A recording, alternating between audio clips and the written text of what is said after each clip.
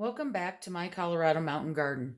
Today I'm going to talk to you a little bit about the size of pot that you may want to select for when you do your up potting of your peppers, your tomatoes, and your other plants. I suggest something that's about 4 inches wide and 4 inches tall. I use the solo cups and I reuse mine year after year. Um, but you can buy nursery pots. Just go out and search on nursery pots and you'll find them. They're usually square in size, some are round. The things that I don't like to use just because Colorado is very dry are the pots that are made out of peat, because those seem to break through. I hold my plants a long time in these solo cups and they seem to disintegrate out the bottom. If you're going to use paper, I suggest that you find one that is coated with wax. That will help keep it from breaking down and the wax will not harm your plant in any way. So, again, this is one of those things that the choice is everybody's, but I do recommend this is about 4 inches wide at the top and the height is about 4 inches wide. If you use something like a solo cup, and it needs drainage, and I go overboard with my drainage, as you can see, my favorite tool is a soldering iron. Now you can use a nail, a drill, whatever, but a soldering iron is not expensive. You can find them between 12, maybe 10 and $14.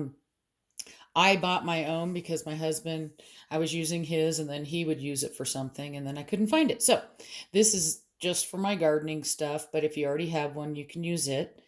I've had my soldering iron heating up. Mine has little lights. Typically, I do this if I'm inside when I'm doing it. I will do it over my stove where I can have the fan going. But for this demonstration, I didn't want the fan going because you wouldn't be able to hear me. So as you can see, the soldering iron is going to go right through. I also like to put holes, and most of these cups look exactly the same.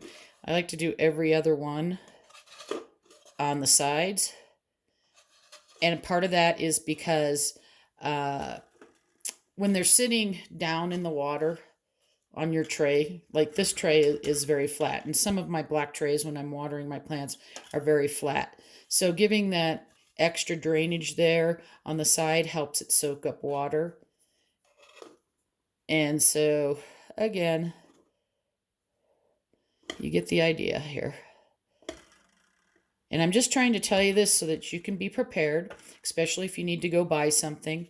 I prefer the solo cups that have the white inside. And again, you can see this is one from last year that you can see how many holes I put in. You don't have to do that. I am just obsessed with drainage.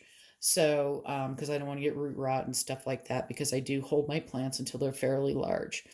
I like the insides to be white because when I drop my tomato plants in here, I'm going to drop them way down, like down, way down. I've just put a little bit of soil in and drop them down. And then as they grow, I backfill with soil so that it gets a really good root system. And you'll see on your tomato plants that the stems will get very thick. And we'll go through that again when we start doing tomatoes.